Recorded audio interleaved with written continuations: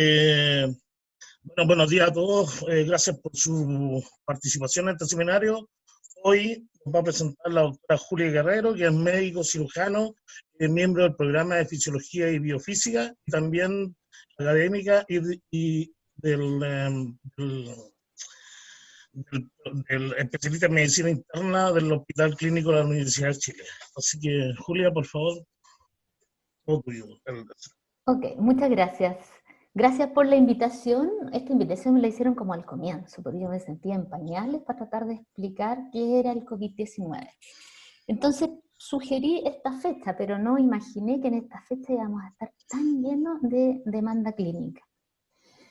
Y el profesor Ocampo me dijo que era libre de elegir el título y lo que iba a presentar. Entonces se me hizo un poco cuesta arriba, y créanme que le puse el título recién el domingo, cuando mandé los antecedentes que me habían pedido. Julita, entonces, por favor. voy a preguntar, dime. ¿Podías acercarte un poquito más al micrófono, por fin? Las cámaras no es lo mío, pero voy a intentar. Ya, aquí estoy. ¿Se escucha ahora? Probando, probando. ¿Ahora sí? Sí, perfecto. Gracias. Sí, se escucha bien. Muy bien. Entonces, lo que voy a, como explicó el profesor Estrada, mi especialidad clínica es medicina interna y medicina intensiva del adulto, pero en realidad soy más intensivista que internista. Entonces, lo que voy a presentar es en qué consiste un caso grave de COVID-19 desde el punto de vista de la fisiología de sistemas. ¿Qué quiere decir? Que voy a explicar por qué los pacientes de COVID o enfermos de COVID-19 llegan a la terapia intensiva con las mismas herramientas con las que les enseñamos fisiología respiratoria a nuestros alumnos en el curso de segundo año. Espero que les guste, yo lo encontré de lo más interesante. Conversé con unos doctores clínicos de respirólogos y también les pareció que era interesante esta forma de presentarlo, así que aquí voy. ¿Cómo avanzó la...? Acá está, la diapo. Muy bien.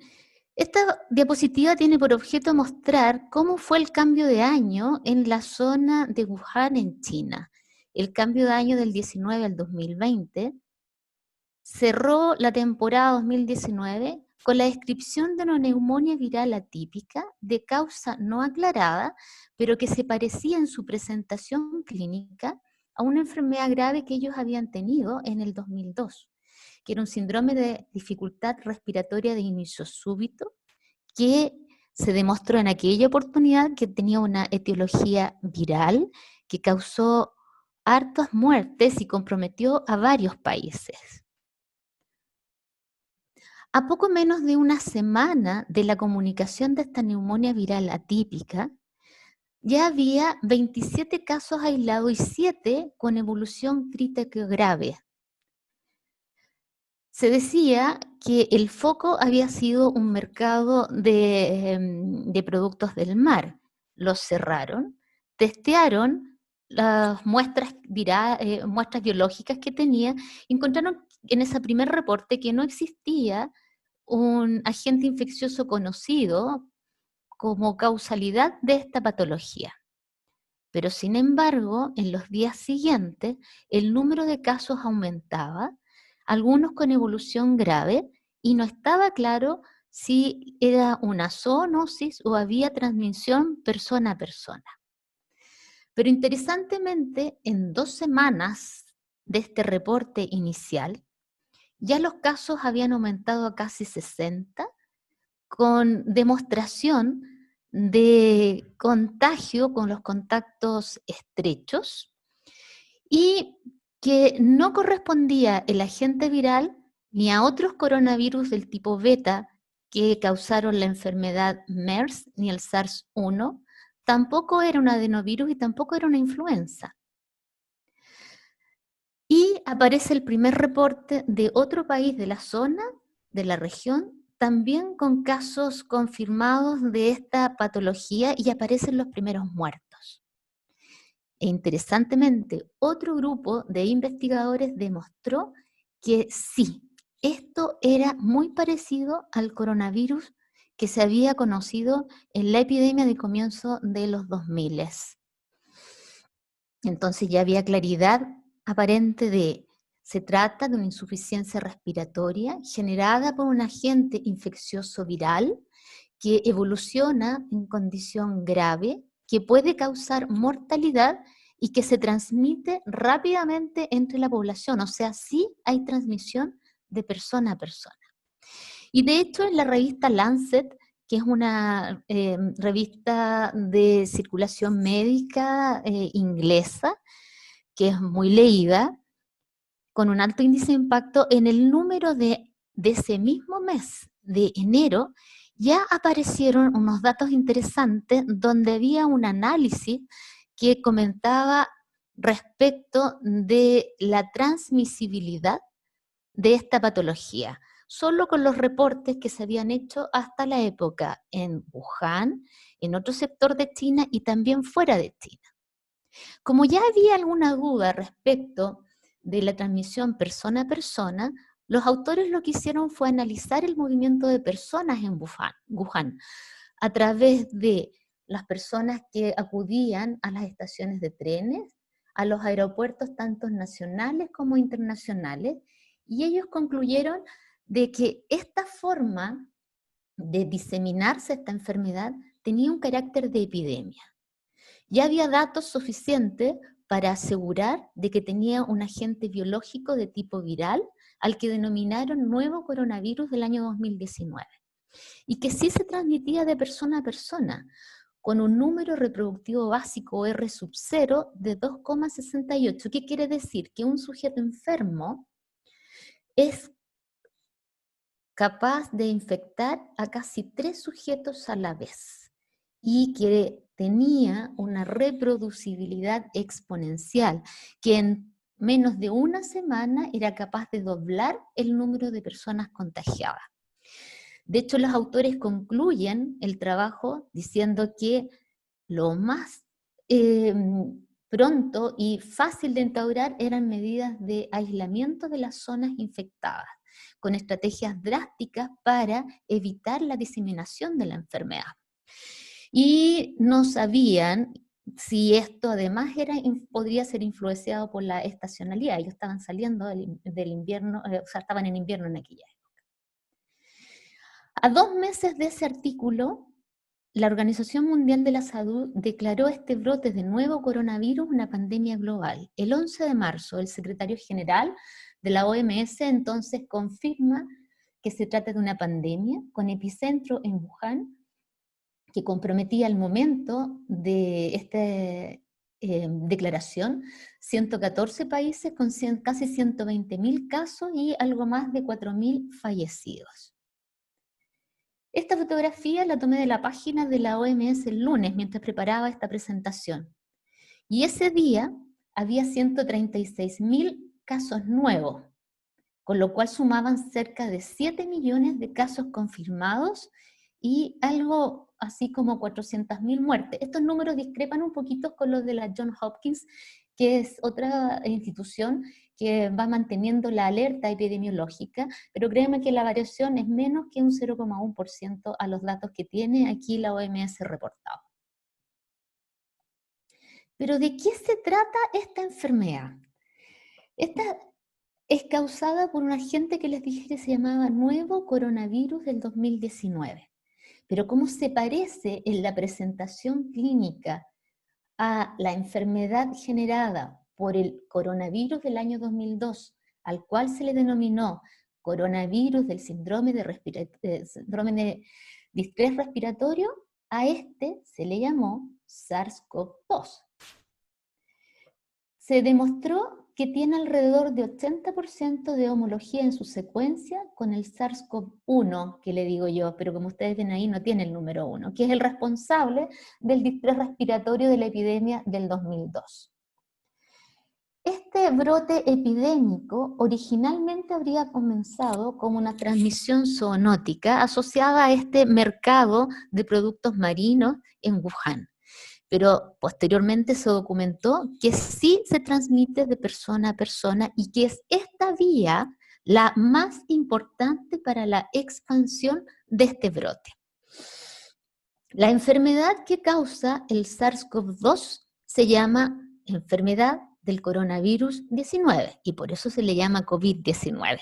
Como les conté, ya está declarada una epidemia mundial, cerca de 200 países y territorios han reportado casos, tiene baja incidencia en los niños, pero alta mortalidad en la población adulta mayor. A partir de estos antecedentes de la homología de secuencia con otros coronavirus conocidos y de que se sabía que el coronavirus causante del SARS del año 2002, en el reporte del Nature de 2003, la puerta de reconocimiento en el organismo humano correspondía a la enzima convertidora de angiotensina 2, Nature de 2020, el número del 12 de marzo, demostró muy elegantemente un cultivo de células HeLa transfectada con esta proteína de la enzima convertidora de angiotensina 2 de distintos orígenes, humano, de murciélago, como les muestro aquí, que efectivamente esta debía ser la puerta de reconocimiento en el organismo. Como ven, aquí está el humano, aquí arriba, para generar la enfermedad. Entonces, de la literatura del 2004, respecto del SARS causado por el SARS-CoV-1, se sabía y se había documentado en este artículo publicado en el 2004 que distintos tejidos humanos expresan la proteína AC2. Arriba a la izquierda está el epitelio alveolar en la letra A, mostrando que esta tinción fue positiva en los neumocitos tipo 2, y también en B, en las células del epitelio de los vasos sanguíneos que están próximos a los alvéolos, que es lo que les voy a mostrar más adelante, parte de la unidad funcional del pulmón. También se demostró en estos tejidos de necropsia la presencia de AC2 en cerebro, en la mucosa oral, también en el intestino delgado, en el colon, en el hígado y en el riñón. Y en el riñón tanto en el epitelio visceral y parietal del glomérulo como en el túbulo proximal, distal y colector. Entonces uno podría inferir con este antecedente de que si alguien se contagia con este virus, va a presentar síntomas por disfunción del órgano donde está esta proteína receptora expresada. O sea, en el pulmón podrían haber manifestaciones cerebrales, portación en la mucosa oral, manifestaciones digestivas, hepáticas y renales. Sepan ustedes que todas estas potencialidades que yo les cuento ya han sido documentadas como síntomas de esta enfermedad, pero no cabe duda que la más importante y la que causa muerte es el compromiso pulmonar. Y en el pulmón, como les mostré, se ha demostrado este receptor tanto en las células que forman el epitelio del alvéolo, en las de los vasos sanguíneos y también en las células del intestino y en los vasos sanguíneos, no solo en las células epiteliales, también, perdón, endoteliales, sino que también en las células musculares lisas. Aquí está la presentación clínica de esta enfermedad. Un número importante de sujetos no tiene síntomas, y eso es lo que se llama infección asintomática. Y de los que tienen síntomas, algunos tienen síntomas leves, que incluso pueden no consultar porque se les pasa como si les pasara una gripe o otro síntoma respiratorio alto. Pero hay otros que tienen presentación moderada y otros que escalan a presentación severa y a críticamente enferma. En general, los sintomáticos tienen manifestaciones respiratorias y digestivas. Cuando evolucionan a enfermedad crítica, la causalidad de esta severidad de expresión de la infección está dada por una parte por la lesión lítica directa del virus sobre la célula infectada, que forma el parénquima del órgano enfermo, pero también por una activación de la respuesta inmune que busca entonces finalizar y deshacerse de esta agente injuriante. Desde el punto de vista clínico, se ha tratado de estratificar la presentación de esta enfermedad en estadios clínicos. Se ha denominado estadio 1 a la presentación en su fase más temprana, que viene tardada por la replicación viral. Y esto son los pacientes que están en sus primeros días, que tienen fiebre, pueden tener tos seca, cefalea y alteraciones del tránsito intestinal, principalmente lo que hacen es diarrea. En una segunda fase aparecen los síntomas respiratorios, entendidos esto como manifestaciones de insuficiencia respiratoria. Y esta estaría dada, por una parte, por la replicación viral, pero por otra, también por la respuesta del huésped a este agente infeccioso. Y un tercer estadio, que es más tardío respecto de los dos anteriores, que se refiere a una fase de hiperinflamación ya mediada por la respuesta inmune del huésped activada por este agente infeccioso, donde sus principales manifestaciones clínicas son insuficiencia respiratoria severa, que si cumple con ciertos criterios que están estandarizados a nivel mundial, esa insuficiencia respiratoria se le llama síndrome de distrés respiratorio. Puede haber compromiso hemodinámico con shock e insuficiencia cardíaca, y esos pacientes de todas maneras están hospitalizados o requieren hospitalización urgente. ¿Cómo podemos resumir la presentación clínica de la enfermedad que se denomina COVID-19? Que hay una parte importante que son de los individuos que son asintomáticos, y el resto de los sintomáticos, el 80% hace presentación leve y no requiere hospitalizarse.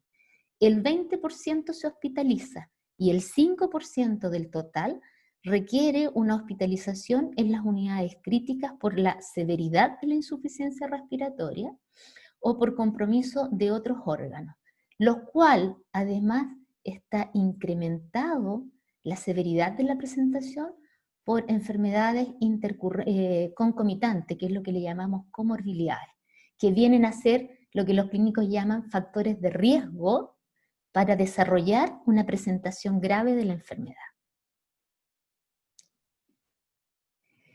Entonces, la presentación más frecuente por la que se requiere hospitalización es una neumonía multifocal con insuficiencia respiratoria.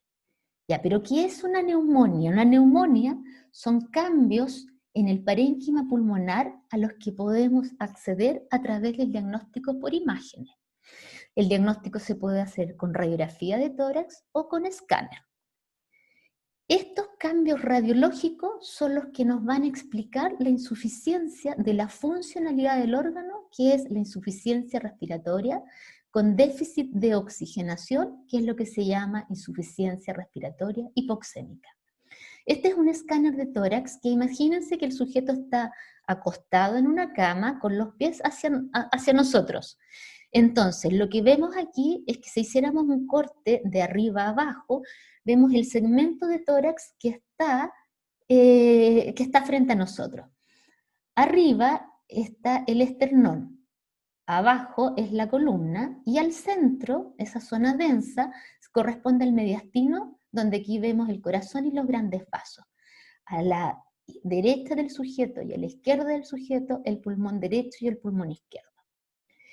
Esta técnica radiológica funciona por la intensidad que se opone al paso del rayo. Entonces, los tejidos poco densos, como es el tejido pulmonar que está aireado, se ven negros, como es lo que se ve aquí adentro del pulmón. Si ustedes ven fuera del cuerpo del sujeto, está todo negro, porque esa es la habitación. No hay paciente. O sea, no hay nada que se oponga al rayo, por eso se ve negro.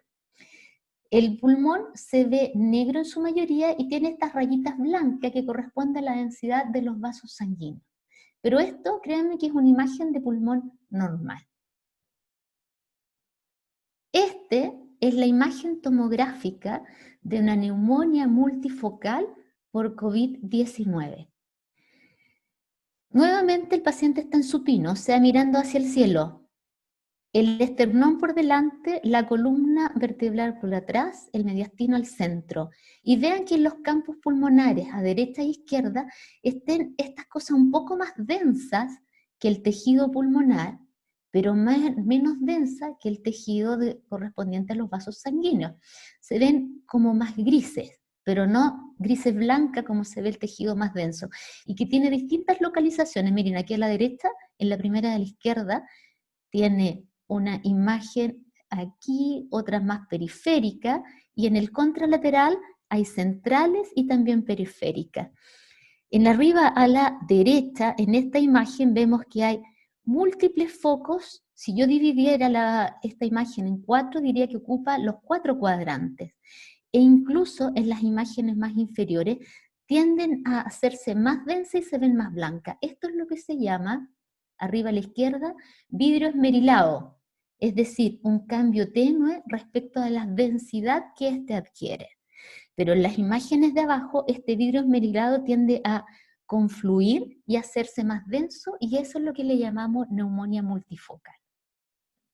Y como podrán imaginar, si el parénquima pulmonar está así de denso y ocupado, o sea, le falta la aireación que vemos en el escáner normal, la funcionalidad de este órgano, la suficiencia de la respiración en intercambio gaseoso, va a estar alterado. Entonces, vamos a revisar cortamente qué es lo que está ocurriendo en este pulmón enfermo de esta inflamación e infección por el virus SARS-CoV-2. A la izquierda es un corte didáctico del sistema respiratorio. En este sistema respiratorio vemos la tráquea, los 2 pulmones y una imagen amplificada de estas dilataciones saculares al final de la arborización de los bronquios, y eso es lo que se denominan alvéolos, y nosotros decimos que es la unidad funcional. A la derecha vemos que estos alvéolos, en realidad, que son estos sequitos, están en contacto con una red vascular de monocapas de células epiteliales que llamamos células, del capilar sanguíneo. Y es en esta fina membrana formada por el epitelio del alvéolo y el endotelio del vaso sanguíneo donde ocurre la hematosis o el intercambio del gas entre el alvéolo y el vaso sanguíneo. Nosotros les enseñamos a los chiquillos en el curso de Fisiología del Sistema que en realidad la unidad funcional para el intercambio gaseoso en el pulmón está conformada por el alvéolo, el epitelio capilar y este espacio virtual que hay entre el alvéolo y el vaso sanguíneo que le llamamos intersticio.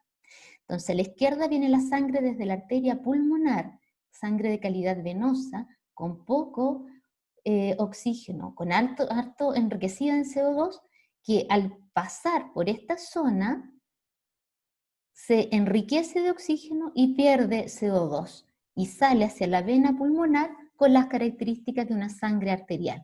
Y es el dibujo que muestro abajo, cómo aumenta la presión de oxígeno y disminuye la presión de CO2 en la sangre que se aleja entonces del alvéolo.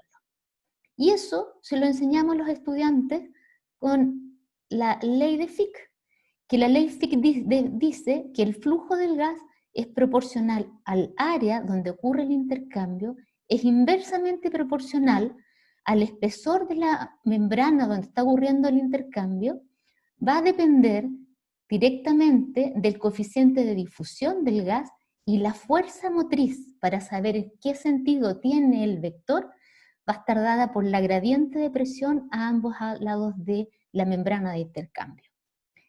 Nuestra membrana es la membrana alveolo-capilar y el espesor de esta membrana está dada por el intersticio. Entonces, se puede entender o inferir que la disminución de unidades alveolares, el incremento de este grosor del intersticio, la disminución de vasos sanguíneos que lleven efectivamente el flujo hasta los alvéolos, o el fallo en esta gradiente de presión que es la fuerza motriz, van a implicar insuficiente intercambio de oxígeno en la unidad funcional del pulmón.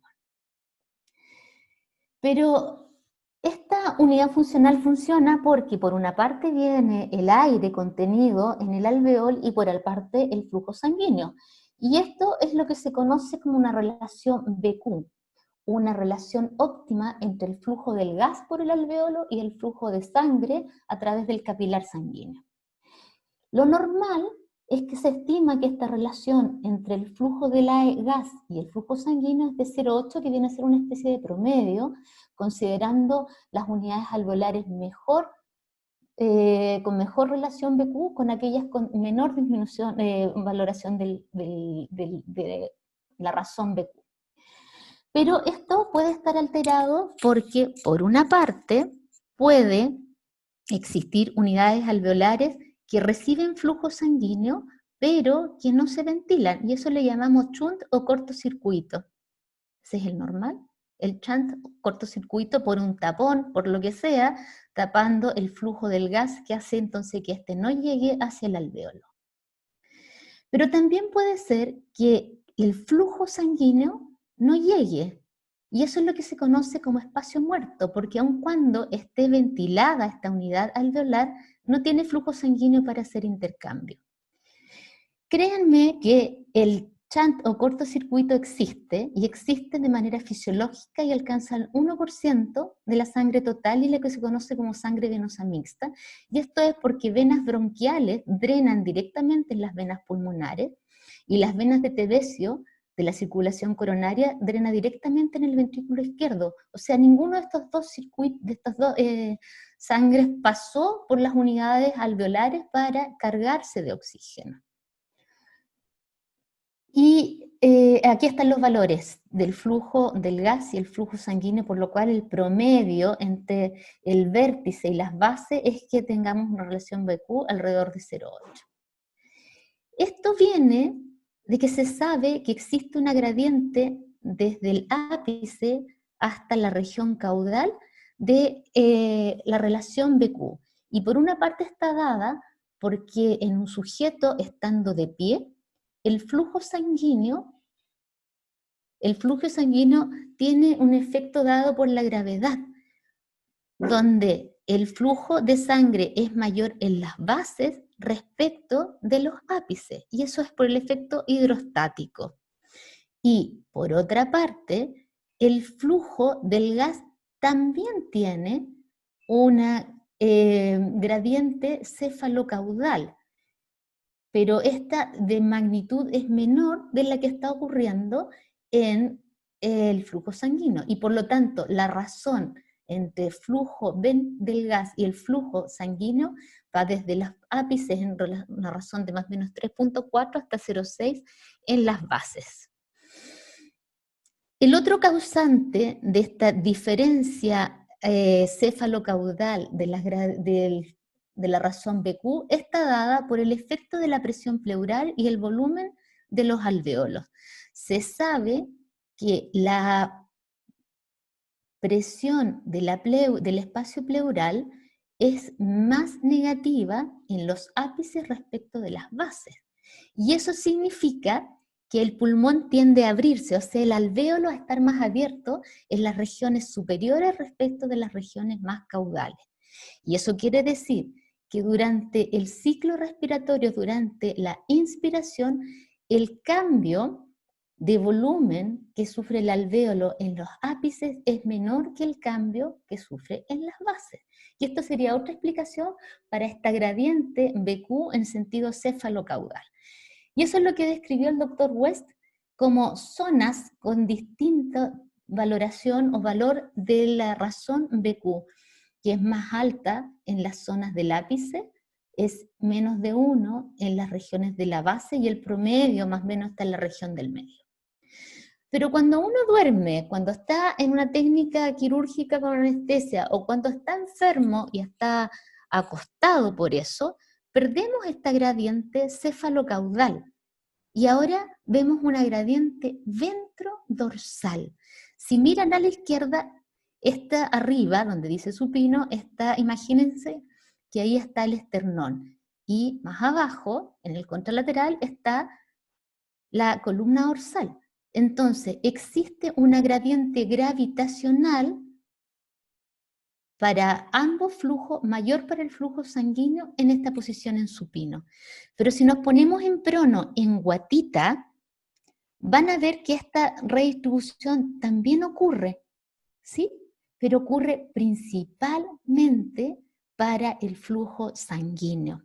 Y como la masa de tejido pulmonar es mayor en las zonas que están ahora hacia la región superior, voy a enriquecerme de unidades con una mejor relación BQ y van a mejorar, por lo tanto, el intercambio gaseoso. Y por otra parte, en esta posición de guatita o de prono, disminuyo esta compresión mecánica llamada atelectasia de las unidades alveolares. Parece que se va a acabar esto. Voy a parar aquí para que me dé la indicación. Entonces, si bien lo que estaba descrito fisiológicamente era en el sentido cefalocaudal, bien sabemos que existe una modificación de esta relación BQ en el sentido cuando uno está acostado, ventrodorsal, y que le podemos sacar partido a la eficiencia del intercambio gaseoso en la posición prono, por esta homogenización en las unidades alveolares de la relación BQ, y por el efecto mecánico sobre las posibles atelectasias que ocurren en las regiones dorsales cuando estamos en posición supino. Y ahora, como la mayor masa de alvéolo está en la región levantada superior, tengo menos posibilidad de generar mecánicamente atelectasia. ¿Qué otra cosa enseñamos en la fisiología del pulmón? Que en la mecánica tóraco-pulmonar, la contracción del diafragma es la que inicia el ciclo ventilatorio, porque la contracción del diafragma, entonces, genera presión negativa dentro de la caja torácica, que esto lo sensamos a través de la disminución de la presión, o su incremento en términos de hacerse más negativa en el espacio pleural. Y esto, en el espacio pleural, significa que se transmite esta presión al parénquima pulmonar en lo que denominamos presión transpulmonar. Y esta presión implica que atrae con la fuerza, con el tejido, las características elásticas del tejido, hacia la periferia del tórax el tejido, generando una presión negativa dentro del alvéolo, y eso es fuerza motriz para que desde la atmósfera entre el flujo del gas al interior del alvéolo. ¿Sí? Cuando cesa la contracción del diafragma, entonces viene la fase de expiración, donde estos vectores cambian, la presión aumenta dentro del espacio de la caja torácica, se hace menos negativa la presión en la pleura, se transmite al alvéolo y ahora el vector del flujo del gas tiene sentido hacia la atmósfera. Por lo tanto, es lo que pongo aquí, contracción del diafragma disminuye la presión en la pleura, esta presión transpulmonar hace que se haga más negativa la presión entre el alvéolo y fluye el gas desde el ambiente hasta el alvéolo. ¿Qué otra cosa enseñamos en la fisiología de sistemas pulmonares? Que el surfactante modifica la tensión superficial y permite entender lo que hemos aprendido a través de la ley de Laplace, el que puedan coexistir alvéolos pequeños y alvéolos grandes sin que el pequeño se colapse y vaciándose sobre el alvéolo más grande, que es lo que pasaría en ausencia de surfactante pulmonar. Por lo tanto, si yo tengo alguna condición de desmedro del surfactante, como ocurre en la membrana hialina del recién nacido pretérmino, que no alcanzaron a mover sus neumocitos para tener una síntesis suficiente de surfactante, ellos tienen distrés respiratorio del recién nacido, que eso corresponde al colapso de los alvéolos pequeños en el ciclo ventilatorio, y este colapso, este cierre y apertura de los alvéolos genera inflamación, porque genera daño mecánico estructural en las unidades alveolares. Esta mecánica pulmonar, si está alterada en un sujeto que está respirando cortito porque tiene fiebre, que es un mecanismo, como ustedes saben, de adaptación, y coexiste esta presencia de fiebre con un algo, como es una infección bacteriana, una infección viral, que modifica la calidad y la cantidad del surfactante, mis alvéolos van a sufrir, porque por una parte, del punto de vista mecánico, tengo incrementada la mecánica del tórax con este cierre y afloja de los cambios de la presión transpulmonar, y por otra, el déficit de surfactante con el colapso de las unidades alveolares. Y esto es el trabajo respiratorio para mostrarles que esta resultante de la curva presión-volumen me da cuenta de la mecánica ventilatoria y que el trabajo o la energía requerida para esto tiene un componente resistivo en el pulmón. Quiere decir, si tengo cambios en la estructura elástica y mecánica del pulmón, voy a tener más dificultad para movilizar el tórax y generar el ciclo ventilatorio. Pero también es cierto que con estructuras pulmonares normales, los requerimientos metabólicos sistémicos, como son el incremento del CO2 resultante del metabolismo celular aumentado, van a hacer que mi trabajo respiratorio aumente. Y eso es lo que los clínicos vemos como mala mecánica respiratoria. ¿Qué quiere decir? Que el paciente respira más de 25 ciclos por minuto, lo hace utilizando musculatura accesoria. Pese a eso, tiene sensación de falta de aire, que se llama disnea, y cuando esto ha ocurrido por un tiempo prolongado, un par de horas, empieza a haber respiración paradójica. ¿Qué quiere decir? Que se pierde este acople entre los movimientos del diafragma, de los accesorios en el abdomen y el ciclo ventilatorio eficiente. Y eso es un predictor malísimo de que este señor, esta señora, se va a, comillas, cansar de respirar. O sea, viene un agote mecánico ventilatorio. Pero como les explicaba en la diapositiva anterior, esto puede también incrementar el daño dentro del alvéolo, ya sea porque yo, sujeto, ventilando solito, genero daño, o porque estando en una estrategia ventilatoria mecánica, la manera en que he programado el ventilador mecánico no me permite asegurar un no daño en el pulmón. Y este no daño significa estrés mecánico, daño estructural de las células parenquimatosas, o sea, del epitelio alveolar, que generan señales de daño para las células inflamatorias residentes, los macrófagos alveolares, y genera una respuesta inflamatoria local. Y esta respuesta inflamatoria se transmite, ¿sí?, a las células del epitelio del capilar, que van a cambiar su característica de célula quiescente a una célula activada y van a atraer células inflamatorias hacia el lugar y van a aumentar el daño por inflamación en los alvéolos. Si el daño es autoinducido por la mecánica de un sujeto sin soporte mecánico, es lo que se conoce con el nombre de ceiling, de self-induced, para diferenciarlo de aquel que antes le llamábamos iatrogénico, pero que es inducido por el soporte ventilatorio. Y lo otro que enseñamos es la valoración de una fórmula matemática que se llama gradiente alvéolo arterial. ¿Qué quiere decir? Que es un indicador grosero de la capacidad del pulmón como intercambiador de gases. Para eso necesitamos conocer la presión del gas O2 en el alvéolo y, por otra parte, la presión del gas en la sangre del sujeto, una muestra de gases arteriales.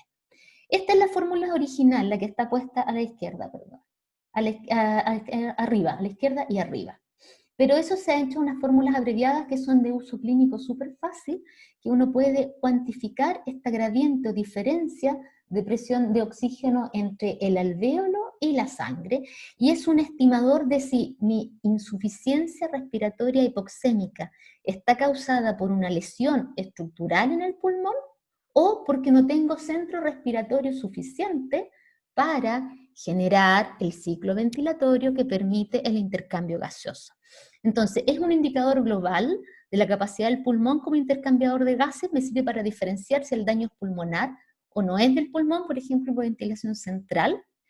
Y eso quiere decir que este número, este valor, va a estar alterado por alteraciones en la difusión, por desequilibrios del BQ, o por TANT intrapulmonares, y va a depender también, cuando lo utilizo persona a persona, de factores como la edad, la presión barométrica, la presión de agua y el intercambio gaseoso valorado a través de un examen de gases arteriales. Y eso se usa, uno lo usa de un MedCalc al lado de la cama del paciente y puede estimar. El valor normal es entre 15 y 20, depende de la edad de los sujetos. Cuando la hipoxemia o la insuficiencia respiratoria es de causa del parénquima pulmonar, este valor aumenta harto, y es una interesante aproximación de valoración clínica para hablar de la severidad de esta insuficiencia respiratoria hipoxémica. Todo lo anterior es la explicación fisiológica del intercambio de gases, que es lo que enseñamos en segundo año. Veamos qué está pasando ahora en el COVID-19. Entonces, ya sabemos que las células del epitelio alveolar expresan AC2, ¿sí? También sabemos que las células del endotelio, del vaso sanguíneo que perfunde al alvéolo, también expresa AC2.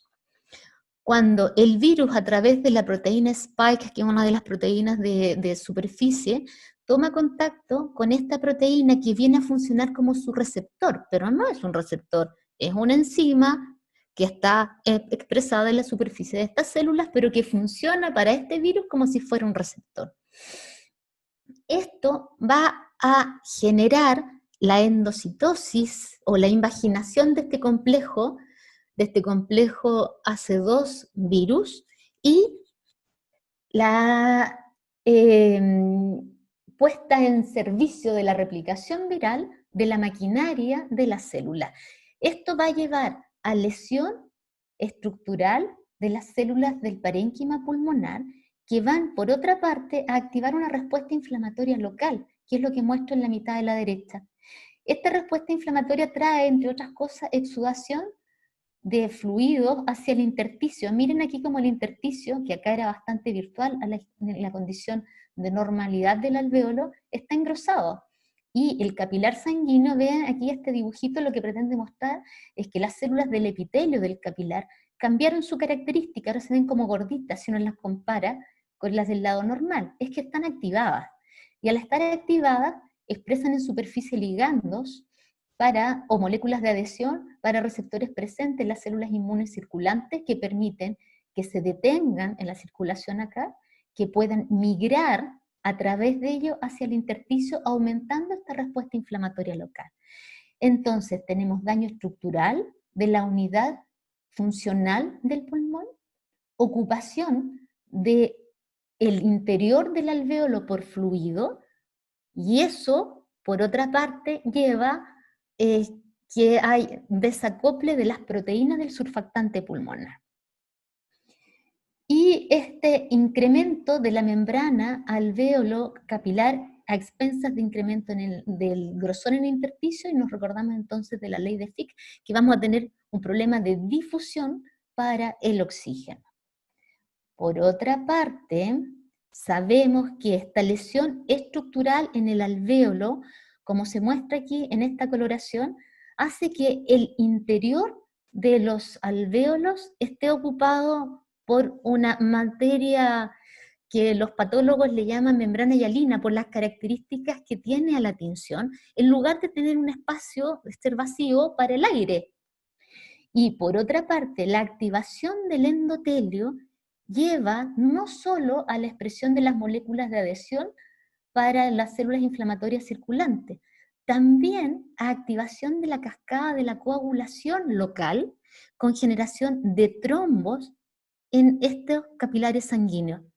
Y como si eso fuera poco, de esta separación entre las células epiteliales capilares, o sea, las células endoteliales, que normalmente están súper pegaditas uno a otro, ocurre una alteración de estas uniones estrechas, permitiendo, así como el flujo de células, el flujo de fluidos desde el interior del capilar hacia este espacio virtual intersticial.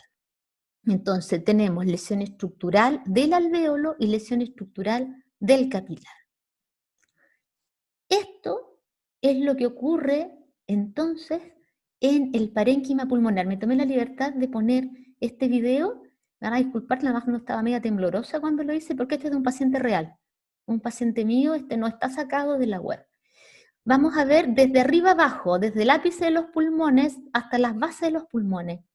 Vean cómo aparecen estas imágenes de vidrio esmerilado, que son estos grises, en ambos pulmones, en distintas localizaciones, no solo periféricas, también centrales y algunas de ellas muy coalescentes, que le llamamos condensación u organización. Entonces ustedes estarán de acuerdo conmigo en inferir que vamos a tener una alteración de la difusión de los gases, una alteración del BQ, por lo que les conté previamente en la diapositiva anterior, y si el paciente está despierto, este parénquima residual, que es el único que está funcionando, va a ser insuficiente para mantener las demandas de oxígeno. Entonces voy a alterar mi mecánica ventilatoria, y esto va a contribuir a incrementar este daño a través de esta injuria pulmonar autoinducida por la ventilación espontánea para alguien que tiene una lesión pulmonar como la que muestro en este video. No era aquí. Entonces, la insuficiencia respiratoria del COVID-19 es una insuficiencia respiratoria hipoxémica, es decir, tiene PaO2 baja, con PCO2 generalmente normal, con una diferencia alvéolo arterial alta y que responde al incremento de la concentración de oxígeno en el gas respirado. Entonces, la principal alteración está dada por desequilibrios en la relación BQ que tienen estos sujetos. Entonces, ¿cómo puedo tratar una insuficiencia respiratoria grave causada por todos esos mecanismos fisiológicos alterados? Primero, voy a decir, esto va a depender de cuán hipoxémica sea el fallo ventilatorio. Y por otra parte, tengo que cuidar al personal, porque si el personal se enferma, no va a haber quien atienda. Y aquí llamo cuidarlo, es que el flujo del gas que yo le voy a estar suplementando va a generar aerolización de partículas virales y de células enfermas de la cavidad oral y de la vía aérea superior.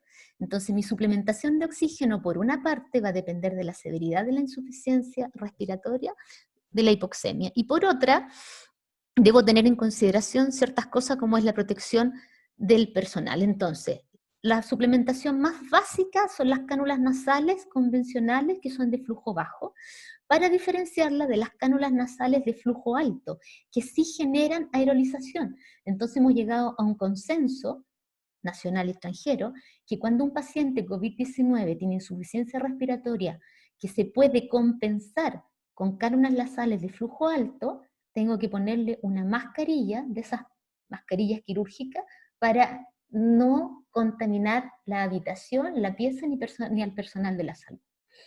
Pero si no es suficiente, si además de suplementar oxígeno, necesito suplementar presión en el gas que les doy para respirar, porque tengo condensación atelectásica, por esas imágenes que les mostré en el escáner, donde tienden a confluir. Entonces voy a dar un soporte ventilatorio mecánico, y esto puedo hacerlo de una manera no invasiva, quiere decir, el paciente está despierto, le pongo una máscara, full face, toda la cara, que es la que se adapta mejor, y lo conecto a una máquina respiradora donde yo programo dependiendo de la demanda ventilatoria, y hay unos esquemas para ello. Y en su defecto, cuando esto no es posible o fracaso mi intento, puedo todavía escalar con la ventilación mecánica invasiva, quiere decir un paciente sedado e intubado.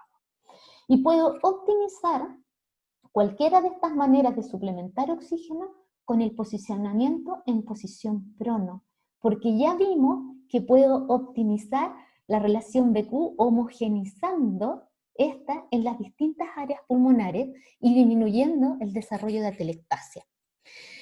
Esto se hace en Chile y se hace afuera, y hay trabajos publicados con esto, en lo cual el posicionamiento prono es una interesante manera en los pacientes conscientes, es decir, con cánulas nasales y ventilación mecánica no invasiva, de optimizar la insuficiencia respiratoria.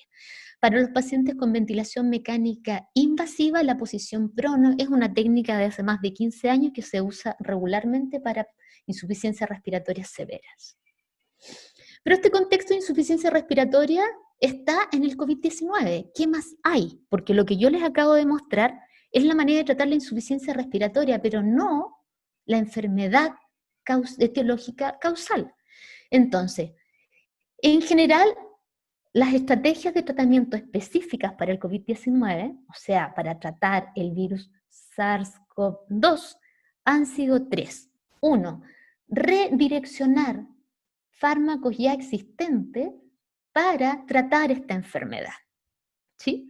De ahí, los datos más interesantes son los que se han obtenido de otras patologías virales, como es el ébola, el virus de la inmunodeficiencia humana y la malaria.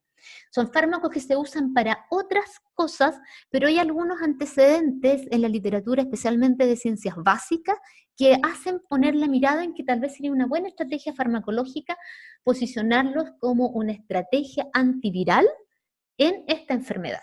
La segunda tiene que ver con cómo optimizo la respuesta inmune.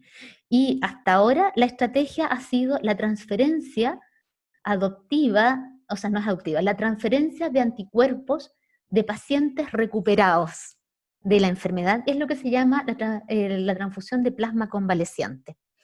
Que eso se ha hecho en otras enfermedades, y el plasma convaleciente de mejor calidad, comillas, es aquel que tiene títulos de anticuerpos neutralizantes más altos. ¿Qué son los anticuerpos neutralizantes?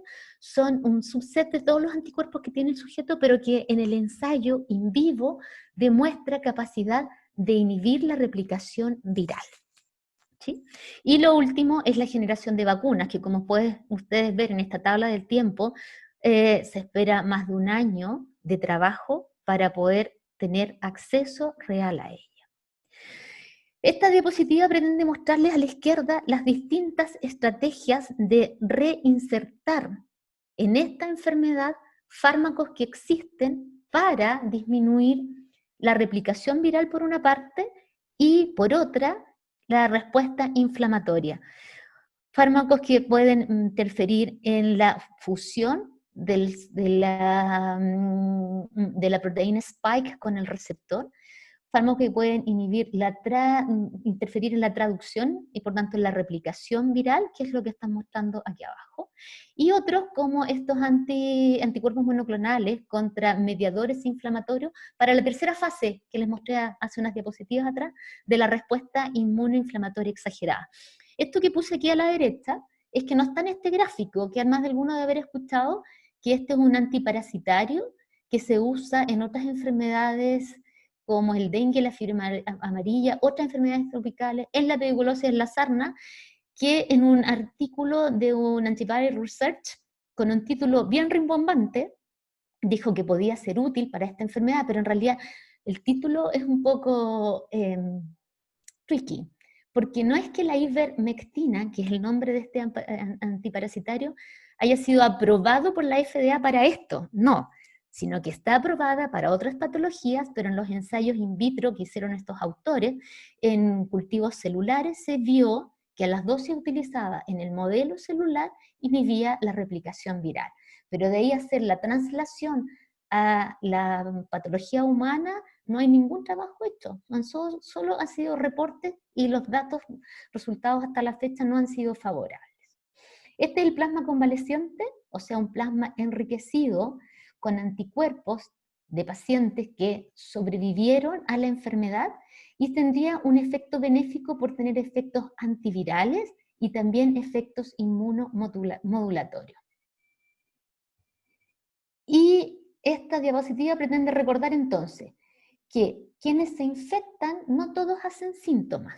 Hay una proporción no menor de sujetos infectados asintomáticos, pero que al ser asintomáticos, ellos no tienen conciencia y por lo tanto ayudan en la diseminación de la enfermedad.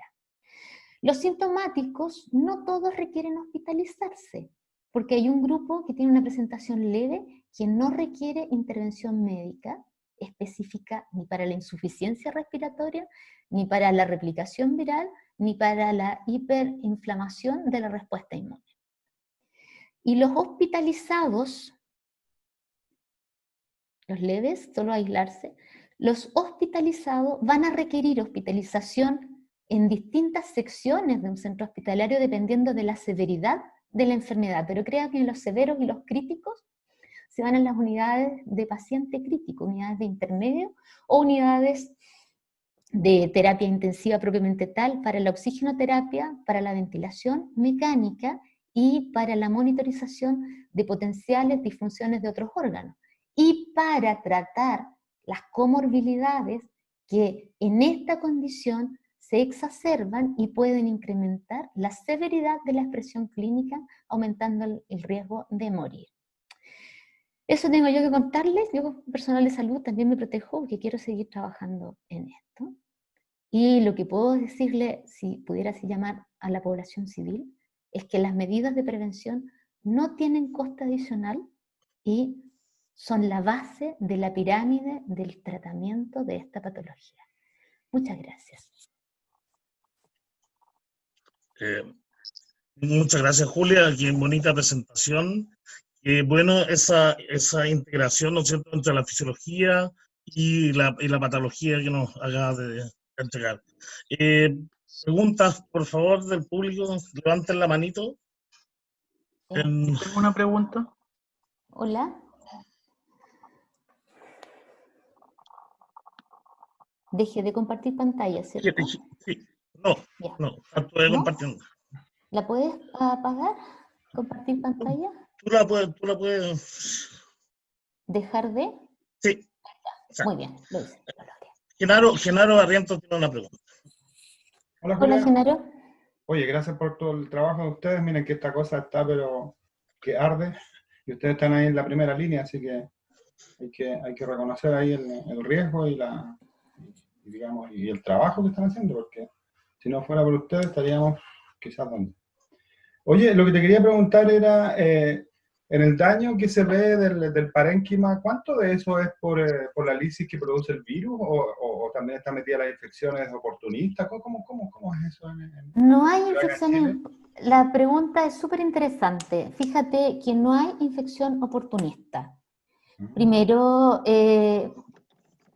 esto está dado por el virus propiamente tal. La manera de saber si tengo enfermedad infecciosa, bacteriana o viral oportunista es tomando una muestra y cultivándola. Lo que hemos hecho es estandarizar a los pacientes que tienen más daño pulmonar, o sea que llegan a las unidades críticas, ya sean intermedios o de intensivo, de buscarle activamente la coinfección de la comunidad. ¿Qué quiere decir? Que venga de la casa, buscarle con un test de PCR si tiene otros agentes infecciosos tipo viral y tipo bacteriano, y también por antígenos bacterianos que se pueden demostrar en la orina. En general, es para todos los hospitalizados lo que buscamos, porque los biomarcadores clínicos de actividad inflamatoria infecciosa no hay mucho cómo diferenciarlo, excepto para un test en particular que se llama procalcitonina, que no tiene activación mediada por citoquinas inflamatorias como es la interleuquina 6, que es que comanda la respuesta inflamatoria. Y esta procalcitonina, sabemos de estudios previos en otras patologías, que hay un umbral de corte en que tú dices, cuando este valor sanguíneo me sale abajo de él o sobre él, tengo probabilidad de que sea resultante de una sobreinfección bacteriana, pero no orienta a sobreinfección viral.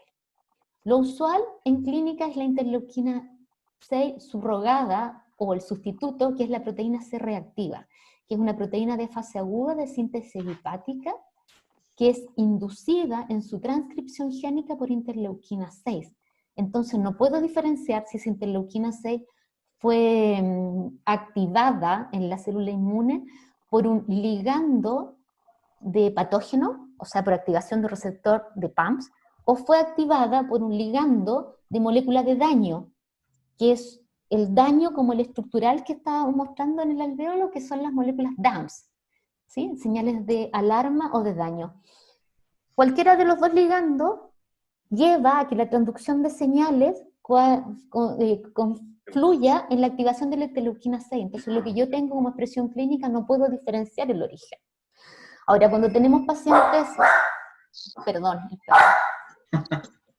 cuando tenemos pacientes más enfermos que ya están hospitalizados, lo que hacemos es un lavado bronquialveolar, que tiene riesgos, pero el riesgo creemos que es menor si la estrategia a decidir a continuación es antibiótico de amplio espectro o a usar estrategias inmunomoduladoras, como son fármacos antirreceptor de interleuquina 6, o incrementar en las dosis de glucocorticoides, que tienen un buen efecto para la inflamación pulmonar, pero sabemos de estudios previos en otras patologías que disminuyen a la conversión de las células inmunes de memoria que luego nos van a generar los anticuerpos. No sé si respondí a tu pregunta, Genaro. Sí, gracias por eso. Muchas gracias. Felipe Bañaldo tiene una pregunta. Sí, gracias profesora por la presentación. Es una pregunta desde la ignorancia en realidad, que he tenido la duda bastante con respecto a esta utilización de las cánulas de alto flujo de oxígeno. Mi pregunta va con respecto a saber, porque no encontraba informaciones, cuánto es el oxígeno que se entrega.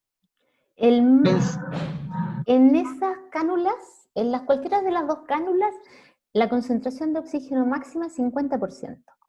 La eficiencia de tu entrega va a depender del flujo sanguíneo, del flujo del gas. En las cánulas nasales convencionales no se tolera más que 5 litros. Sin embargo, en estas cánulas gordas, ¿sí? Perdona, y ese aire viene además humidificado. En las cánulas gordas, que son las de alto flujo, el flujo máximo es a 50 litros por minuto, que además vienen en una máquina donde pasa el aire, ¿sí? El que le vas a pasar al sujeto, lo humidificas y lo calientas. Entonces haces de nariz artificial, en el sentido de darle presión de agua y de calentarlo, que son las dos características fisiológicas que le confiere la nariz al flujo del aire. Mi consulta era, claro, gracias por esa información porque no la conocía, era con respecto a si no se sabe si este alto flujo de oxígeno podría llevar a mayor formación de especies radicalarias que podrían irse hacia el otro lado. Esa era mi pregunta y mi gran duda desde que escuché esto de los altos flujos. Es posible, es una cosa que siempre se ha dicho respecto a la suplementación de oxígeno. No tenemos en clínica cómo verlo, porque de nuevo, las especies radicalarias de oxígeno, de nitrógeno, de las que sean, al generar daño, activan o generan las moléculas de daño celular, o DAMPs, o alarminas, ¿sí? Y hay pocos receptores específicos para eso. Por ejemplo, para las moléculas AG son los receptores RAGE, ¿sí? Pero las células inflamatorias de naturaleza inmune y de la inmunidad innata comparten el mismo receptor, por ejemplo, el TOL4, algunas moléculas tipo DAMPs, que los ligandos de bacterias como son los LPS. Entonces, no puedes saber si tu respuesta inflamatoria que estás viendo es causada por el daño del estrés oxidativo o no. Ya, muchas gracias. El doctor Mario Herrera quería hacer una pregunta. Oye, gracias por la oportunidad y Julia, felicitaciones por esta presentación y yo diría que este es un desafío que debiéramos tomar muy en serio a nivel del ICBM para estimular este diálogo entre la gente que está en la frontera clínica y los que estamos en el frente de los laboratorios. Así que muchas gracias por esto. Oye, la primera pregunta es que posiblemente llegue atrasado la conferencia, pero tú hablabas de manifestaciones no sintomáticas y sintomáticas de distinta gravedad, fundamentalmente involucrando el sistema respiratorio. ¿Existe experiencia respecto a manifestaciones sintomáticas, pero que afecten otros sistemas, entre ellos el intestinal o renal? Sí, doctor. Esa es la primera pregunta. Sí, efectivamente. Hay un grupo de pacientes que su presentación clínica es diarrea, ¿sí? Ya. Pero se quedan en la casa porque la diarrea no genera otra cosa que la incomodidad puede haber deshidratación, pero es como una patología que en general uno no va a consultar rápido. Toma medidas generales como el cambio de dieta, la hidratación. En los niños es bastante frecuente como expresión clínica, ¿sí? Lo otro que es frecuente de ver, pero que no genera insuficiencia, es hepatitis. Es decir, el sujeto no está amarillo, no le duele el hemiabdomen superior, como es lo que estamos acostumbrados a ver, pero si usted le hace una valoración bioquímica, que le llamamos perfil bioquímico porque puedes ver varios sistemas de órganos a la vez, encuentras que hay alteración de las transaminasas del hígado sin patrón colestásico, es decir, que no genera incrementos de la bilirrubina y que tampoco genera insuficiencia hepática. Es como un hallazgo, pero cuando estábamos usando estos fármacos inhibidores de la replicación, como los antimaláricos, o cuando estábamos usando los inhibidores de proteasa, esos traen entre sus reacciones adversas la hepatitis. Entonces nos pisábamos la cola porque no sabíamos si era el virus o había sido nuestra intervención que hacía que esta curva aumentara. Entonces terminábamos suspendiendo porque no sabíamos dónde iba. Toleras a un cierto incremento de los valores, pero no los vas a alejar permanente. En respecto a función renal, está reportado que una de las manifestaciones también es la insuficiencia renal, pero si uno entiende que la manera del virus de llegar hasta ese órgano es haciendo bacteremia, primero va a pasar por el pulmón, ¿sí? Luego llega allá, si la puerta de entrada fue la vía aérea. Si pasa como puerta de entrada que no use la vía aérea, que solo sea la vía digestiva, va a tener un primer paso hepático.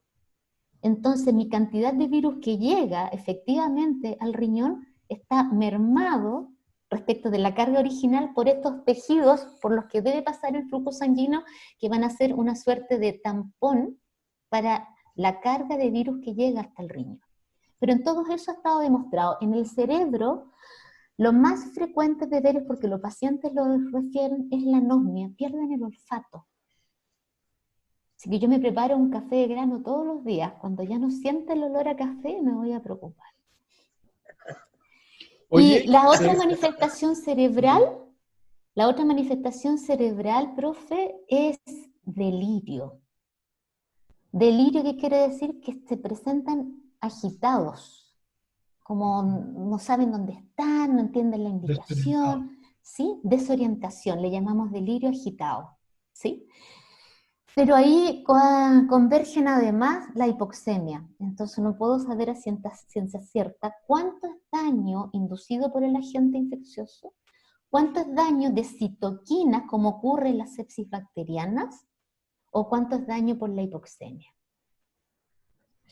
Oye, excelente. ¿Hay algún escalamiento entre los síntomas que comience por uno y llegue al otro?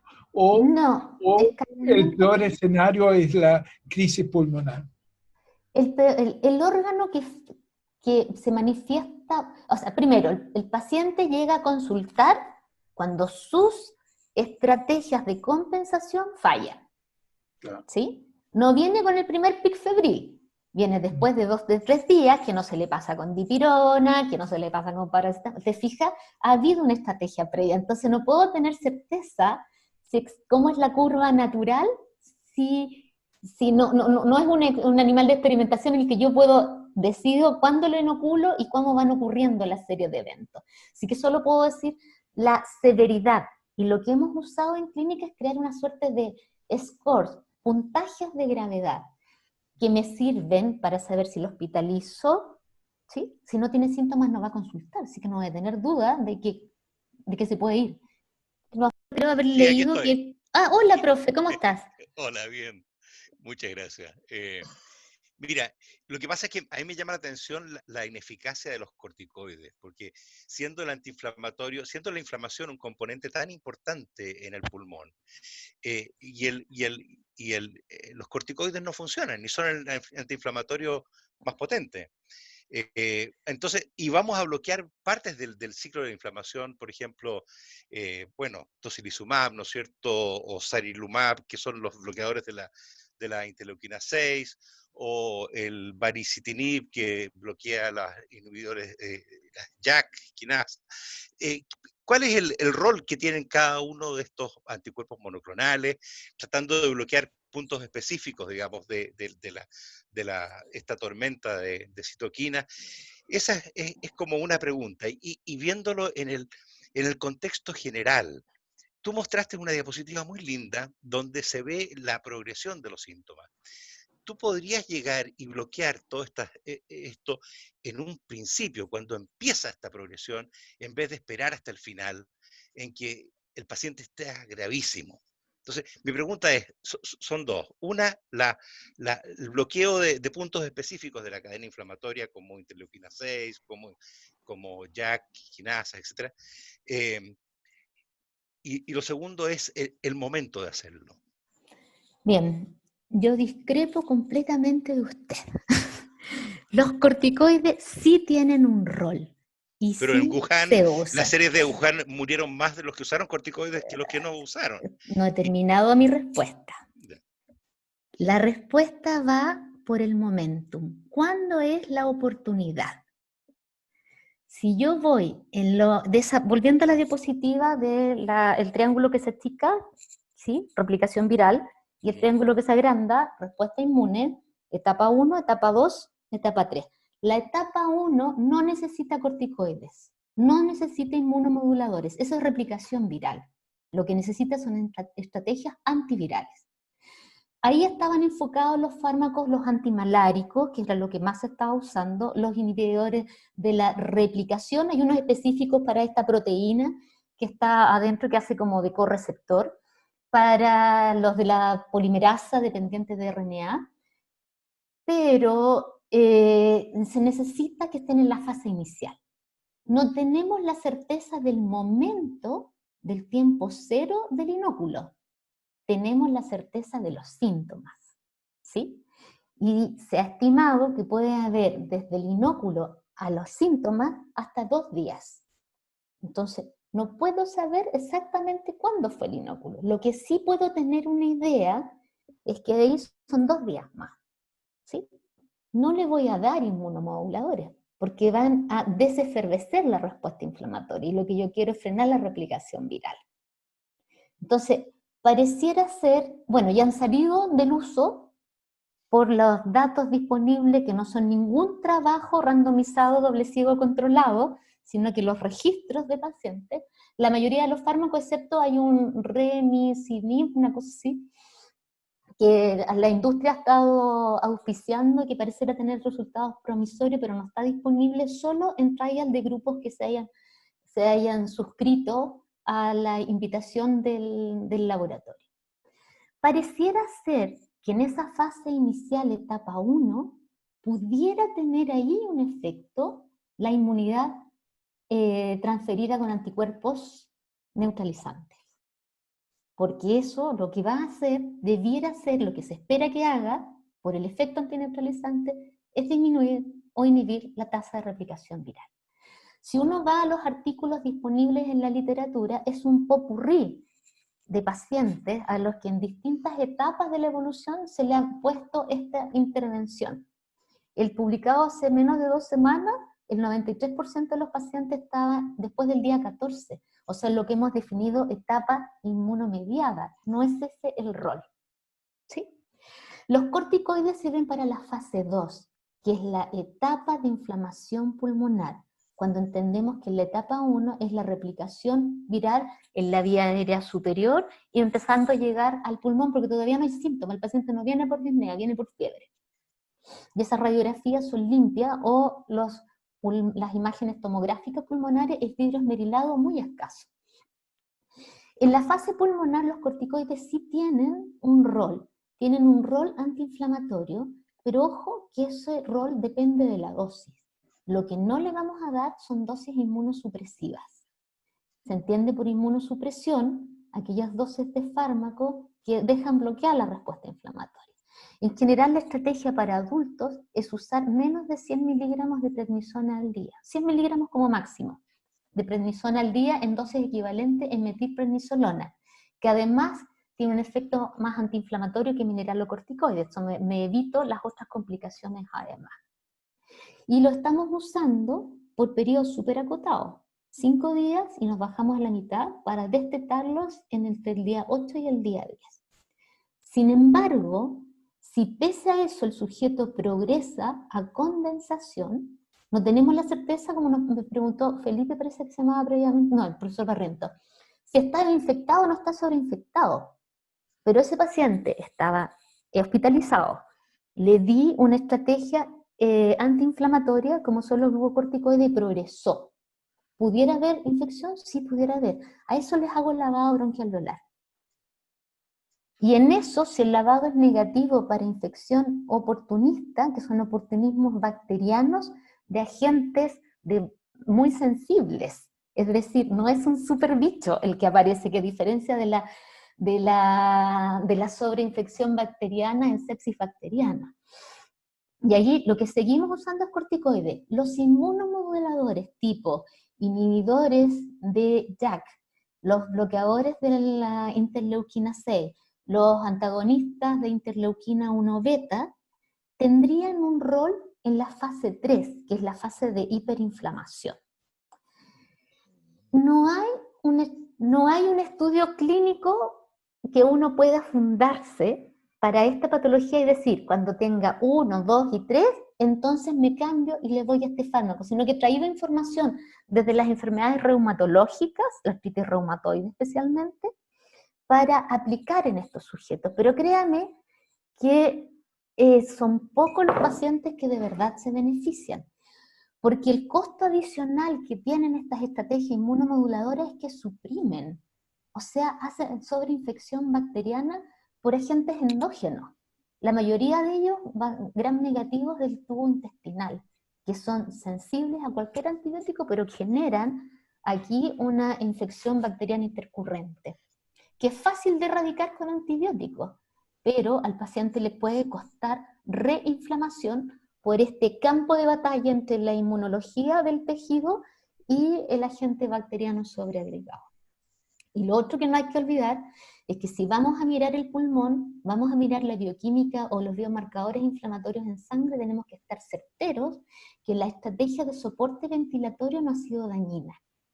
Entonces, los pacientes los toleramos tantos días con ventilación espontánea, tanta FiO2 máxima, y nos ponemos metas guiadas por control de laboratorio. Si no se cumple, se intuba y se ventila, porque ahí tengo la certeza que el daño autoinducido por la mecánica ventilatoria espontánea lo puedo sacar, ¿sí? Y a través del uso de fármacos sedantes, que usamos en dosis suficientes para, comillas, un coma inducido, al que le agregamos bloqueadores neuromusculares. Entonces yo puedo manipular el ventilador mecánico para darle las presiones y concentraciones de oxígeno suficientes para favorecer el intercambio sin un daño adicional. Y hay una serie de estrategias en los ventiladores modernos que uno tiene. Entonces el susto que a uno le da es que si te mandan a ventilar 2 pacientes con el mismo ventilador, no le voy a estar dando una ventilación mecánicamente protectiva a los 2 sujetos, a menos que tenga un dispositivo que me permita diferenciar en la misma máquina lo que viene del pulmón del señor A y lo que viene del pulmón del señor B. ¿Cuál era la segunda pregunta? Muchas gracias. No quiero quitarte todo el tiempo, pero podemos seguir en otro momento. Muchas gracias. Adrián tiene una pregunta. Sí, gracias Julia por el excelente seminario.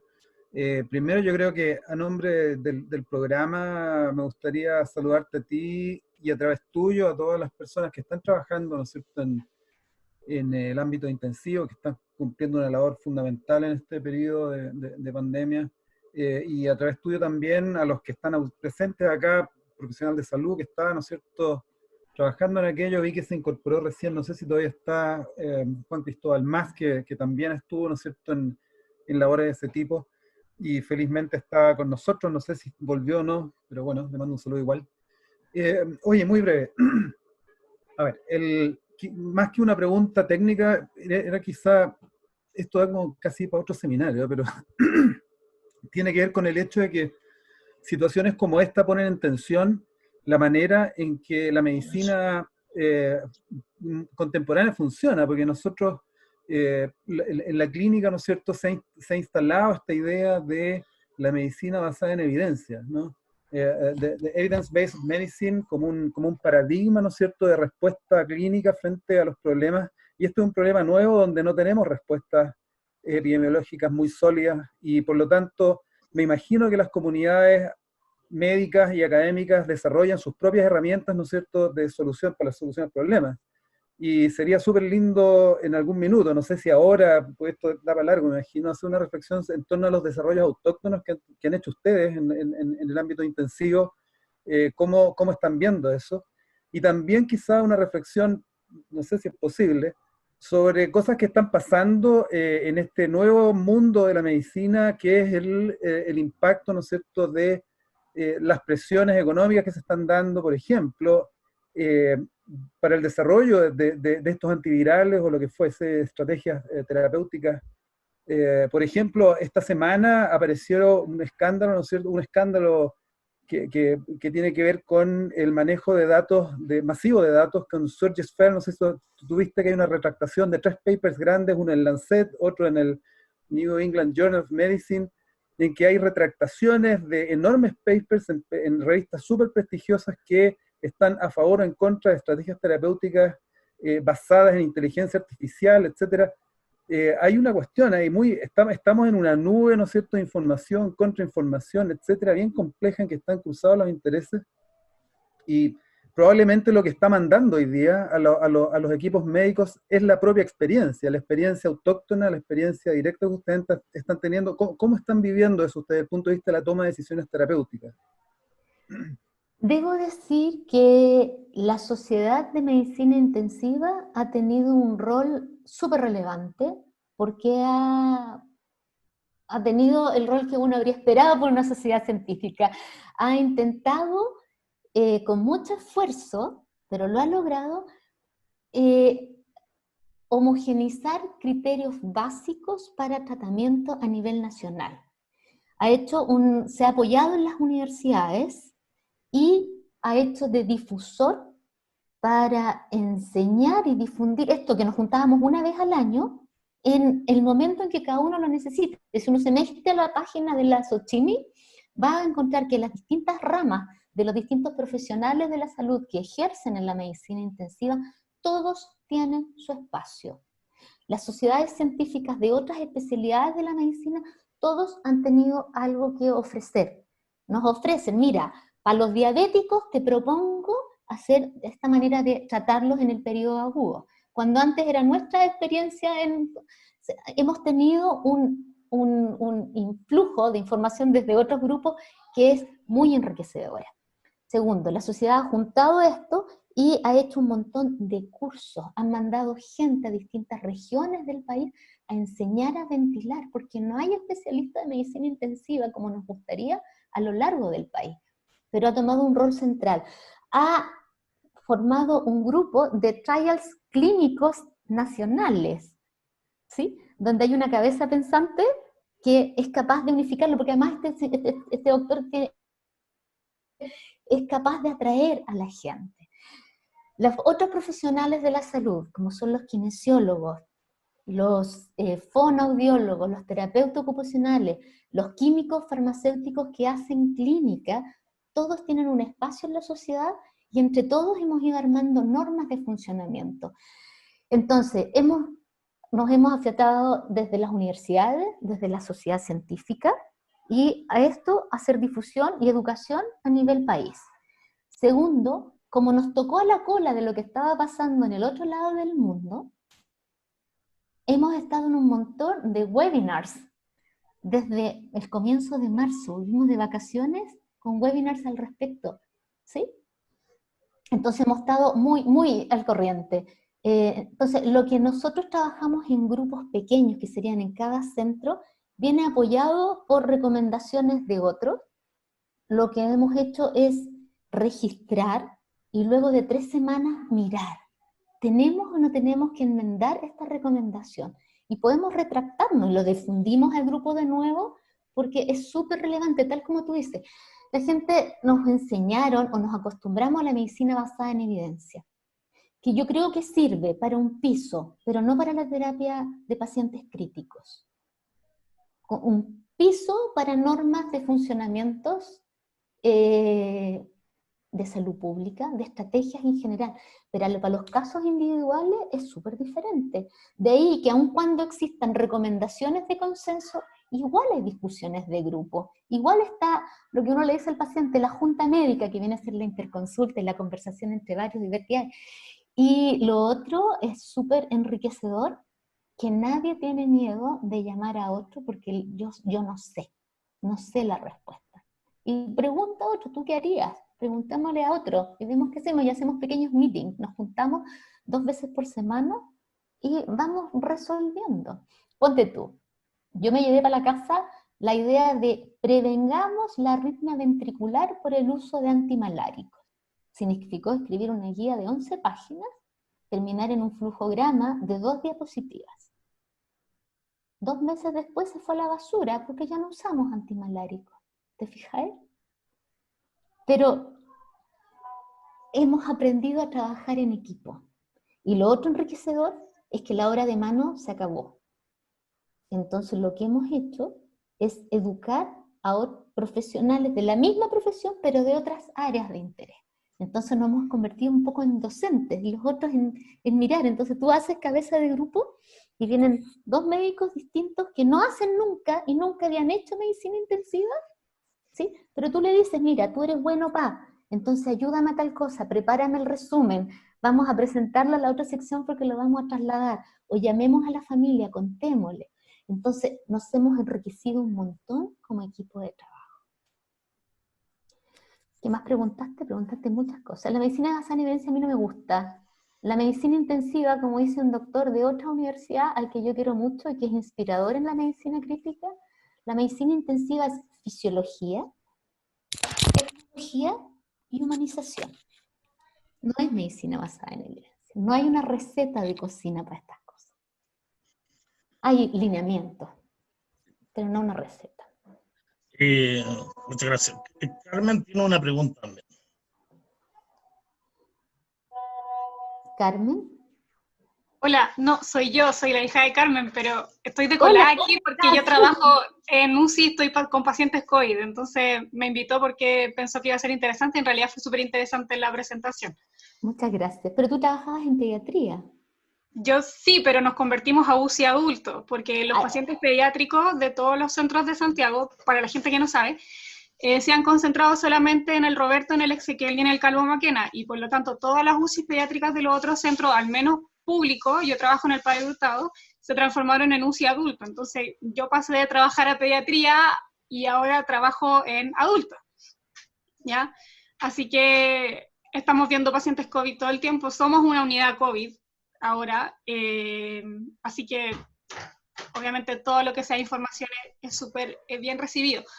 Mi duda va en que, tomando en cuenta que el COVID genera una respuesta inflamatoria tan gigantesca como lo hace, y hay tantos mediadores inflamatorios como la citoquina, ¿no sería bueno considerar, si es que, no sé si ustedes lo han hecho, nosotros no lo hemos hecho como centro, al menos en pacientes COVID, considerar el uso de terapia de reemplazo renal continua con la Prisma, pero en modo alto flujo para filtración de alto flujo?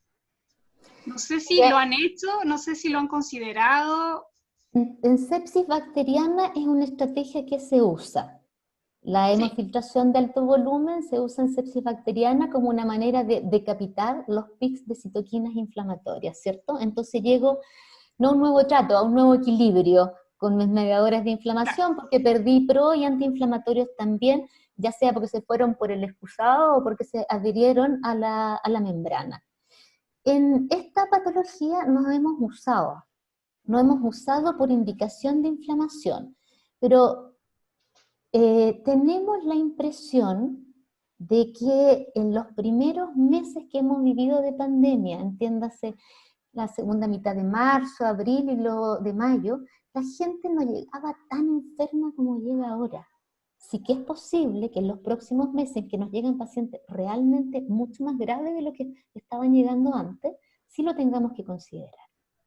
Así que no es una estrategia que la hayamos descartado, sino que no nos hemos visto en la necesidad de utilizarla. Es posible que tengamos una respuesta inflamatoria exacerbada más tempranamente, porque otro factor de riesgo a desarrollar enfermedad grave es la obesidad. El 80% de la población nacional es obeso, y es el factor de riesgo más importante que hemos visto en las últimas 3 semanas para sujetos jóvenes. Síndrome metabólico o obesidad sola. ¿Qué significa?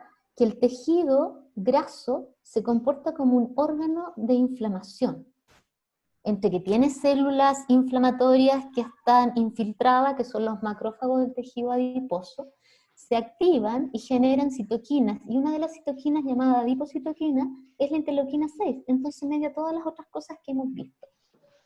No se sabe tampoco, con ciencia cierta, pero se ha postulado que el virus estaría viremia, y por eso que podría llegar al riñón, como la pregunta que hizo delante el profesor Herrera Marchis, podría también llegar por viremia hasta el tejido adiposo, y podría ser una especie de reservorio slow release. Entonces tendrías más viremia y más tiempo de inflamación. Entonces a tu pregunta precisa no nos ha tocado usarla, pero es una estrategia que no hemos descartado. A la medida de la demanda es lo que lo vamos a utilizar. Claro, porque probablemente ahora los pacientes están llegando más tardío a las unidades de intensivo, porque como están más colapsadas, entonces llegan en estados en los que ya llevan más días de inflamación, porque llevan, en el caso de mi hospital, de repente llevan 2 o 3 días en la urgencia, donde el manejo obviamente no es el óptimo por un tema de recursos, y nos lo suben a nosotros, apenas nosotros desocupamos una cama, porque esto es camitas calientes, digamos. Camas calientes, sí. Entonces, hay muchos pacientes que probablemente tuvo en el fondo días en los que se complicó mucho más, pero que obviamente no se pudo atajar, entonces quizás sea algo que tengamos que hacer más de ahora en adelante, sobre todo con el aumento de los contagios, digamos. Sí, además, si pensamos que el 80% son obesos, y que estas unidades tienen menos personal, o que el personal se tiene que dividir entre ver pacientes hospitalizados que no están acostumbrados, porque no es lo suyo, estas hospitalizaciones transitorias en los servicios de urgencia, se escaran, hacen escaras, 2 días llegan escarados a tu unidad, entonces tienes otra patología más, ¿sí? Una escara sacra que hay que tratar, sí, entre otras cosas. Muchas gracias por tu pregunta. Magda tiene una pregunta también. Sí. Hola. Buenas tardes ya. Muchas gracias, doctora. Excelente presentación. Mi duda es más acerca de como actualización en ventilación mecánica, que me gusta bastante el tema. Quería preguntar si estos pacientes de COVID-19 se manejan como pacientes con SRA, o sea, como con ventilación mecánica protectora, o sea, que se prefieren los modos por presión versus los controlados, los bajos volúmenes pulmonares. Y mi otra pregunta es si estos pacientes están totalmente en modos controlados o se les permite modos asistidos. Ya, el doctor Luciano Gattinoni nos esperó en marzo con una cosa súper novedosa, que él dice que la insuficiencia respiratoria tiene 2 fenotipos desde el punto de vista de la mecánica pulmonar. Los que conservan la mecánica y los que pierden la mecánica. Los que conservan son los de la fase inicial, y los que lo pierden se comportan como un distrés respiratorio del adulto que conocíamos antes de esta enfermedad para patología bacteriana, ya sea local o en otros tejidos, para lo que le llamábamos distrés primario o extrapulmonar. Entonces, si le vas a dar soporte ventilatorio, si tiene indicación de soporte ventilatorio, lo que nosotros hacemos es siempre ventilación controlada, nunca en la fase inicial ventilación asistida. Tengo una hija gritando en su clase, voy a cerrar la puerta. Dame un segundo.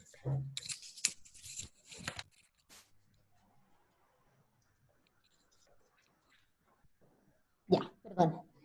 Entonces, siempre cuando los ventilas, siempre ventilación controlada, siempre sedación profunda. Y la manera de evitar el BILI o la injuria pulmonar inducida por la ventilación ya sea por volutrauma o por barotrauma, exige bloqueo neuromuscular. ¿Sí? En la primera fase, lo más probable es que no necesites PIP alto y no necesites restringir volumen. Es un paciente como los que ve el anestesista cuando va a operar de otra cosa con anestesia general. Pero si tu paciente ya está en la fase 2, que es cuando las lesiones empiezan a coalescer, se comportan como un distrés con distensibilidad disminuida. Entonces en eso tienes que seguir usando la ventilación controlada, la sedación profunda, el bloqueo neuromuscular, y ahí sí que entran tus estrategias de ajustar el volumen corriente por kilo de peso. Y nosotros en mi lugar de trabajo no le creemos a las tablas PIP-CO2. Lo que nosotros le creemos es al driving pressure, ¿sí? Al driving pressure. ¿Cuánta es la presión que necesita entre la plató, ¿cierto? Y mi PIP. Entonces, la literatura dice con menos de 15 es poco dañino. Nosotros somos súper rígidos, menos de 12. Nuestro número mágico es 12. Y entonces miramos el CO2. Y para mirar el CO2 decimos, y con eso ajustamos el volumen minuto. El volumen minuto lo ajustamos a CO2. Entonces tampoco tenemos nuestra problemática del CO2 permisivo y la acidosis respiratoria secundaria. Y si tenés que ventilarlo 40 ciclos por minuto, lo ventilarás 40 ciclos por minuto, pero lo más probable es que esté con 5 ml por kilo, entonces no va a ser una cuestión grotesca. Y por eso lo necesitas bloqueado.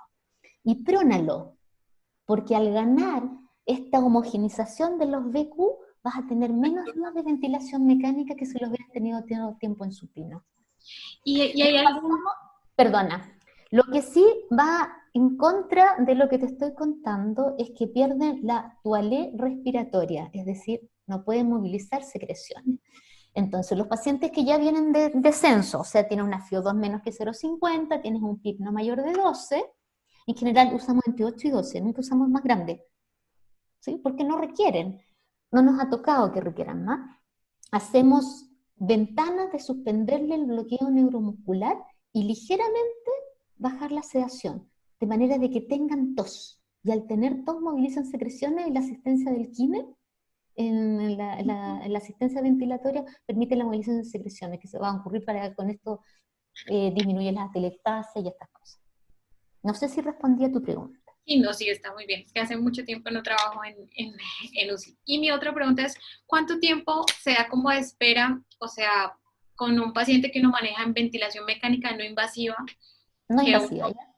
Y que, digamos, que uno trata como de soportar hasta, o sea, que uno espera que mejore antes de que llegue a la intubación, pero digamos ese punto donde uno dice como que ya no está más para ventilación mecánica no invasiva, sino para intubación, para evitar la fatiga, el diafragma y todo eso, como ¿cuál es el punto ahí como en el que se mueve?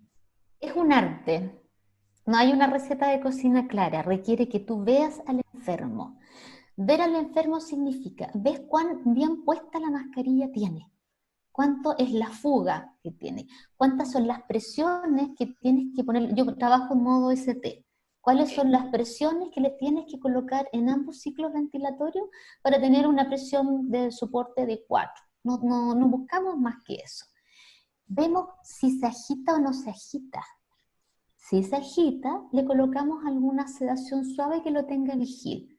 Yo no vengo por piso en ningún laboratorio, pero la dexmedetomidina ha ganado mucho terreno porque los mantiene vigil sin agitación, ¿sí? Y lo otro que hago es optimizar la mecánica tóraco-abdominal, o sea, que no estén guatones. Y si están guatones porque son guatones, ojalá los pueda tener sentados en el sillón. De esa manera mejoro la excursión diafragmática. Si no puedo levantarlos al sillón, que defequen. Créeme, que defequen. Luca deposiciones al día, 1000 deposiciones al día. Porque necesito dos cosas, que el diafragma excursione adecuadamente, y dos, evitar el sobrecrecimiento bacteriano, porque por translocación bacteriana hacen las complicaciones bacterianas de sobreinfección que tienen. Ok, ¿Sí? Muchas gracias. Perdona, el otro es dirigido a la meta. La meta dirigida es cuánto recuperas de oxigenación. Si recuperas oxigenación, lo mides con gases arteriales.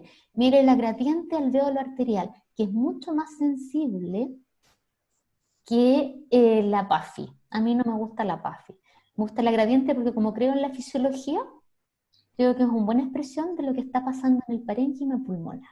Y te haces tu curva de PAFI. Perdón, de PAFI, de diferencia o gradiente alveolo arterial.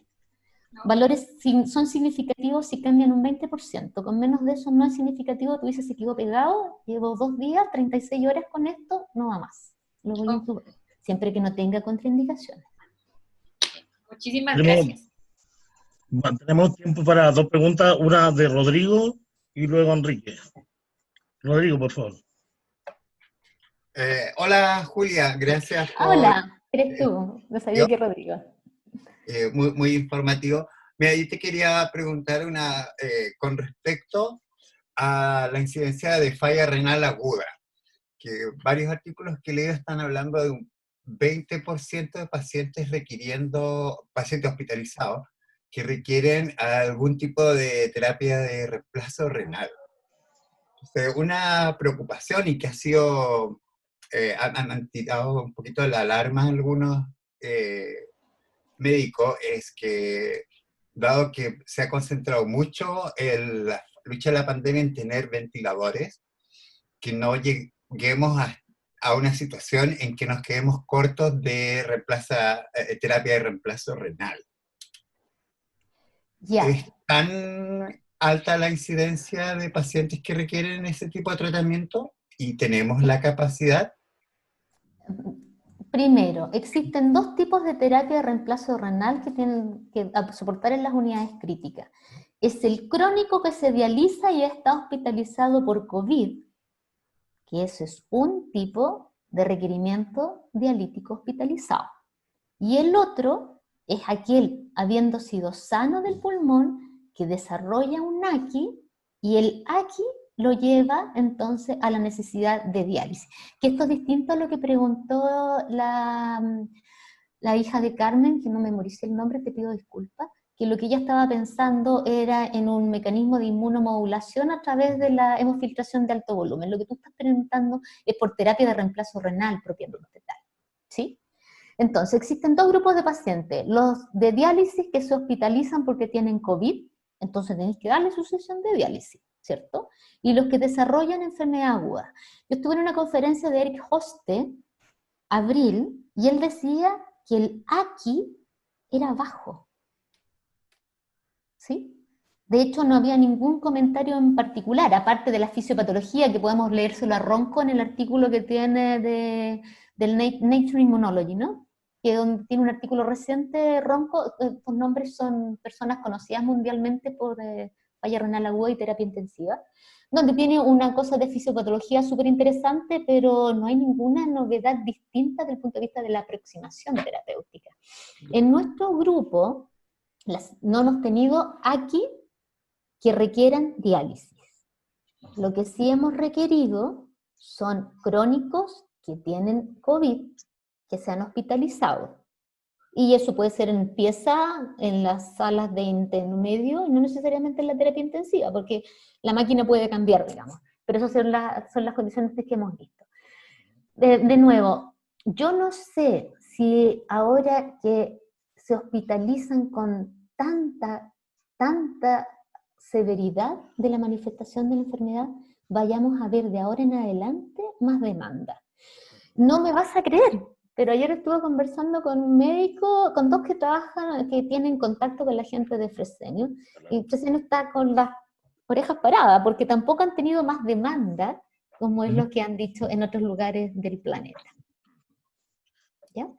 Eso. Lo tercero que me faltó decir delante, y que lo aprovecho de decir con la pregunta del doctor Alzamora, que me faltó mencionar otra estrategia ventilatoria que no la dije porque ya entrábamos en otros contextos en generales, que es la remoción extracorpórea de CO2, o la membrana de oxigenación extracorpórea, que es lo último escalón que tiene para suplementar la falla de oxigenación, que son lo que se conocen con la sigla ECMO, que es casi casi llega a ser de salvataje. En el ECMO puedes conectar una máquina, por eso me acordé, porque puedes conectar una máquina de diálisis, en realidad conectáis el filtro, no necesitáis la máquina de diálisis, porque la fuerza motriz la tienes del rotor del ECMO. Claro, Entonces, pero son pocas las máquinas de ECMO disponibles en Chile. Quería un cortito para poder avanzar, porque estamos terminando casi esto. Julia, la Suyi hace una pregunta, dice, ¿se conoce qué determina que los niños en general no muestren síntomas de enfermedad o que el mismo no sea tan grave como en el adulto? ¿Existen diferencias de receptores? mira, yo no tengo la respuesta correcta porque no trabajo en pediatría, pero de los artículos que he leído, Suyi, lo que dicen es que parece que existe menos densidad de receptores. Entonces tendrían una manifestación más leve. Y en general los niños están haciendo más bien síntomas digestivos y síntomas cutáneos. En piel también se ha demostrado la presencia del AC2, que no puse esa biopsia, está en ese mismo artículo que les mostré del 2004. Y más bien hacen diarreas autolimitadas, ni siquiera hepatitis, pensando en que se van al tubo digestivo y pueden hacer más. Yo no tengo la certeza si la densidad del receptor en el parénquima pulmonar o en la vía aérea superior de los niños es de densidad distinta o es una isoforma diferente, no sé, no lo sé. Porque llama la atención, ¿no? No sé si también es la parte de la respuesta inmunológica la diferente. No lo sé. No lo sé, porque si tuvieran, no sé cuál es la respuesta correcta. Ya. Lo otro que tengo que decir es que las mujeres hacen presentación menos graves. Se sabe que es una enfermedad que mata a hombres, más que a mujeres. La causa no está muy clara, pero hay un artículo súper bonito que puede ser como el 2005, con el otro SARS-CoV, con el que yo le digo 1, para diferenciarlo del 2. El coronavirus de la enfermedad SARS del 2002, hay un artículo súper bonito, lo tengo por ahí, de experimentación animal con ratitas, donde tienen hembras y tienen machos, y lo que demuestran que son los estrógenos. Entonces no se sabe si es directamente sobre el virus o es sobre la inmunidad. Entonces, la preocupación es que después de la menopausia vamos a adquirir curvas iguales a la de los hombres. Exacto. ¿Sí? Pero por lo menos pareciera ser que en la mujer la protección es mediada por estrógeno. Ese paper es súper bonito, si bien son en modelo experimental animal, les sacan los ovarios, les reponen la hormona y pueden llegar a esa conclusión. Son pocas las mujeres hospitalizadas, ¿sí? Pero cuando se hospitalizan no hay un patrón claro, y sí evolucionan algunas, pero son un porcentaje más bajo respecto de los hombres. Si uno va a mirar un día X, una fotografía, una UCI, pueden haber 80% hombres y 20% de mujeres hospitalizados graves por esta enfermedad. Así que no sé exactamente, porque son edades posmenopáusicas, no sé si es otra cosa. Muchas gracias, Julia. Sí, bueno, ha sido una tremenda presentación y nos queda poquito tiempo. De hecho, esto se va a terminar, van a quedar preguntas sin responder, pero ¿Hay alguien, José Galá? En nombre del programa, te damos las gracias, Julia, por excelente presentación, y me sumo también a lo que decía Benjamín, que esto demuestra también que las ciencias o nuestros ramos, como los enseñamos, sirven, ¿no es cierto?, para más adelante, para el futuro profesional de nuestros profesionales. Así que muchas gracias, Julia, por tu presentación. Okay. Yo agradecida, espero que les haya gustado. Es una visión aprovechando el conocimiento desde la fisiología del sistema, y para decir que lo que enseñamos sirve. Y a mí me gusta la terapia intensiva porque